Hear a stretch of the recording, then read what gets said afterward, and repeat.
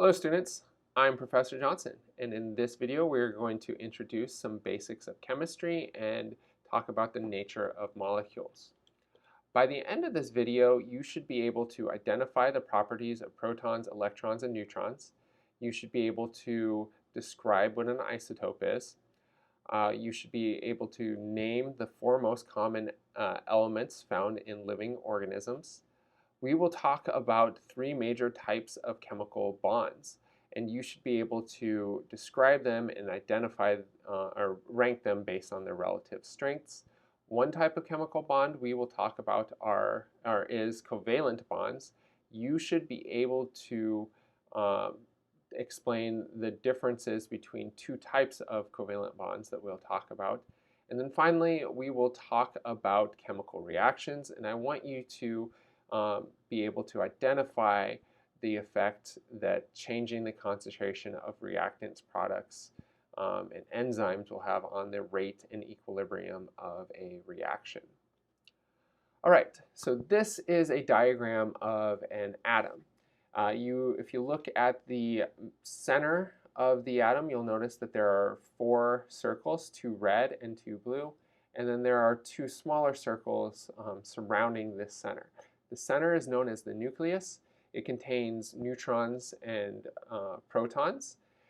Protons have a positive charge, while electrons have a negative charge out here. So the atoms are going to be neutral when the number of protons is equal to the number of electrons. There are a number of properties that protons, neutrons, and electrons give to an atom. One thing that we describe elements based on is their atomic number.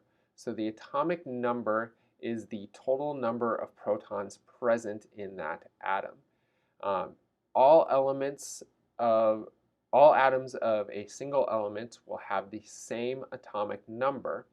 However, they can differ in their atomic mass.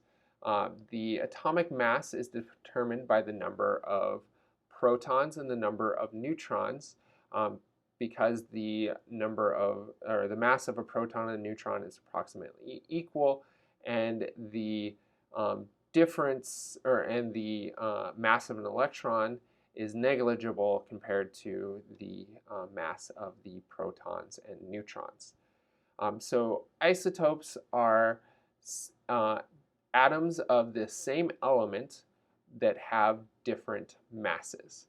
So if all atoms of the same element have the same number of protons, what must be different between them in order for them to have different atomic masses?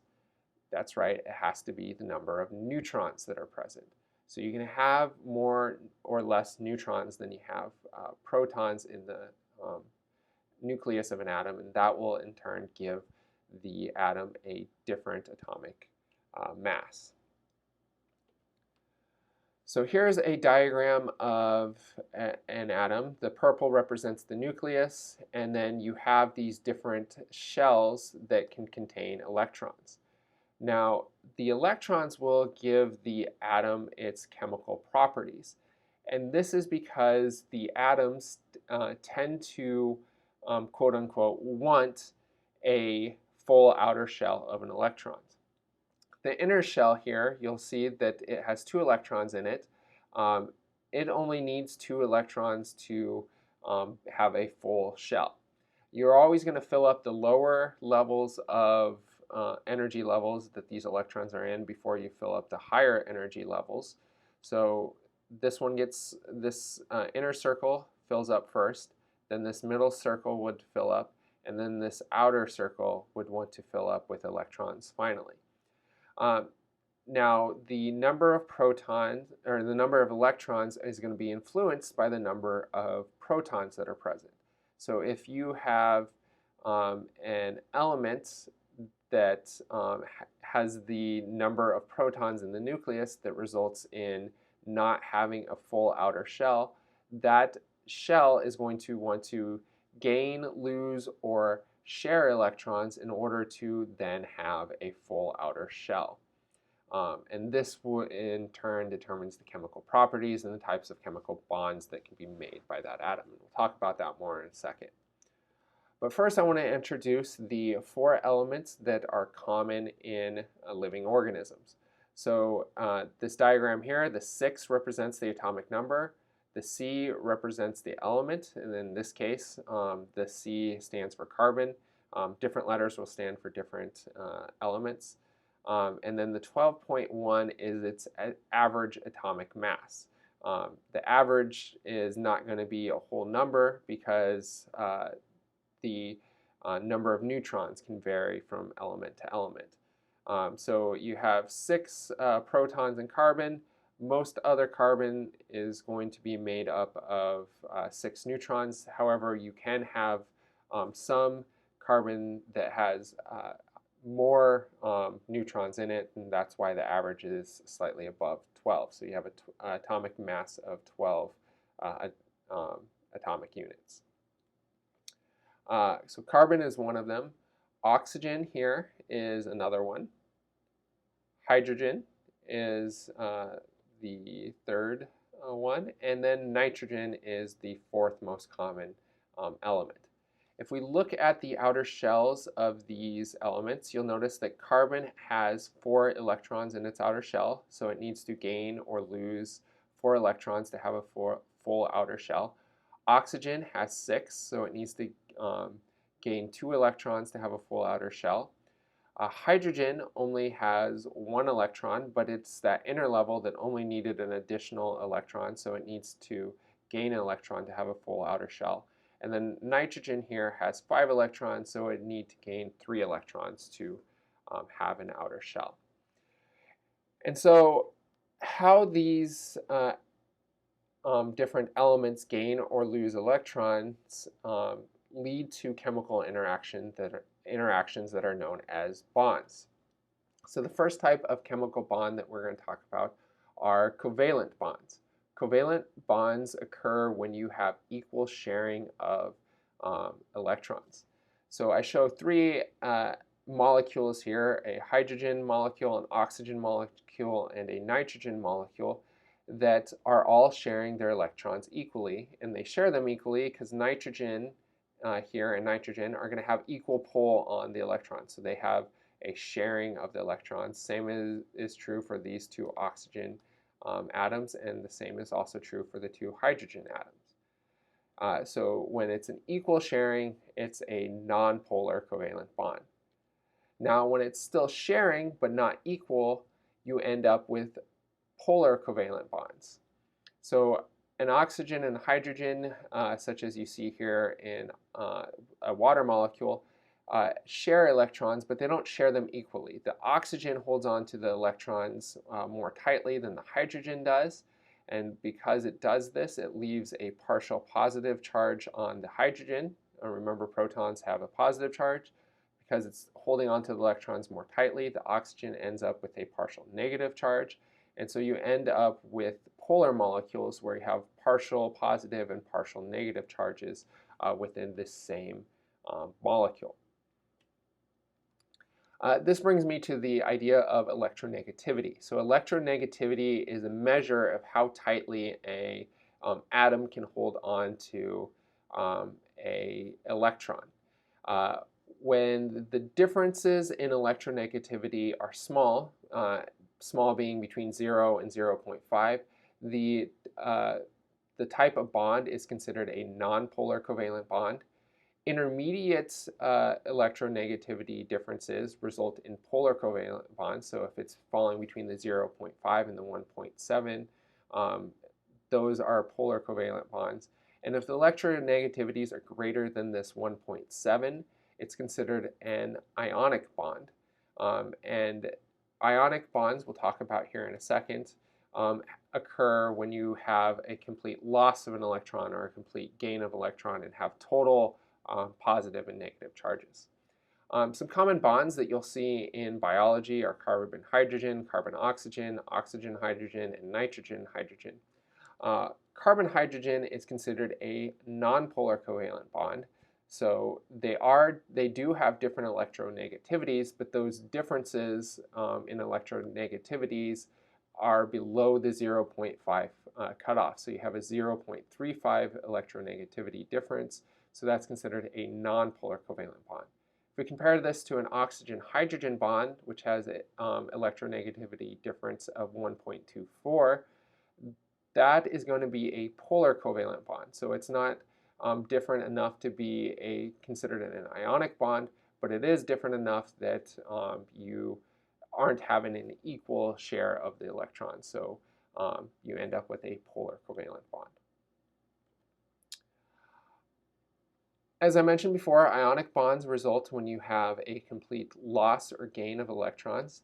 So we have a sodium and chloride. We have sodium and chloride atoms here. Chloride has 7 electrons in its outer shell, while sodium only has 1 electron. So in order to have a full outer shell, sodium could either gain 7 electrons, or it could simply lose an electron to another molecule such as chloride, and then it's going to have this full outer shell that was an inner shell before. Chloride gains an electron, has a full outer shell. Now notice you didn't change the number of protons that are present, so this results in an atom with a negative charge and a different atom with a positive charge, because you have less electrons in the sodium than you have proton, and you have more electrons than protons in the chloride atom. So these are no longer considered neutral atoms, but are instead called ions. So you have a positive ion and a negative ion here. Hydrogen bonds ionic bonds result when you have a positive charge being attracted to a negative charge. So because the sodium is positively charged now and the chloride is negatively charged, they're attracted to one another, and you have an ionic bond. Hydrogen bonds are the third type of interaction we'll talk about, and they actually result from the attraction of the partial positive and the partial negative charges that were the result of the polar covalent bonds. So they're actually interactions that are occurring in between molecules. So we have a water molecule here, we have a second water molecule here, and they're going to align such that the partial positive charge and the partial negative charge interact with each other, so that you have this weaker bond known as a hydrogen bond. So if you have to rank these types of molecular interactions, I went from strongest to weakest. The equal sharing nonpolar covalent bonds are the strongest, followed by polar covalent bonds, then ionic bonds, and finally hydrogen bonds are relatively weak interactions compared to the other types that we've talked about. All right, so this brings us to chemical reactions. So chemical reactions are going to occur which result in exchanging of electrons and rearranging of molecules. If you look at a chemical reaction, on the left we have what we call the reactants, and on the right we have what we call products. This red X here is a catalyst. In biology, we are going to refer to a lot of catalysts as enzymes. So enzymes are organic catalysts, and when enzymes act on reactants, the reactants are considered substrates for that enzyme. Now, an enzyme or catalyst is not going to be changed in the course of the reaction, so you start with X and end with X in this example. Reactants get converted over into products. Now, chemical reactions are the result of how the atoms and molecules interact with each other in three-dimensional space. So if you add more reactants to the reaction, that's going to result in a shift in equilibrium such that products are being formed instead. However, chemical reactions can occur in the reverse direction. So C and D can recombine and give you reactants. The C plus D reaction here, if you add more products to it, there's going to be more opportunities for them to interact in a way that leads to the formation of A and B. So you can have the reaction run in reverse by adding more products. You can have it favor running in the forward direction by adding more reactants. An enzyme catalyzes both of the reactions. So it speeds up the rate of the reaction going forward, but it also speeds up the rate of the reaction going backward. So you don't change the equilibrium by adding an enzyme. It will just speed up the rate of the forward and the reverse reaction. If you remove products, this is also going to shift equilibrium so that it favors the forward reaction. If you remove reactants, this is going to shift the equilibrium so it's favoring the reverse reaction. So enzymes speed up the rate of the reaction, are not changed themselves, and do not favor one directionality over the other. You're speeding up the rate of the forward and reverse reactions. Adding reactants will favor the forward reaction, while adding products will favor the reverse, and removing them does the opposite. So if you remove products, they favor the forward reaction. If you remove reactants, they favor the reverse reaction. All right, I hope that was helpful, and I will see you in class.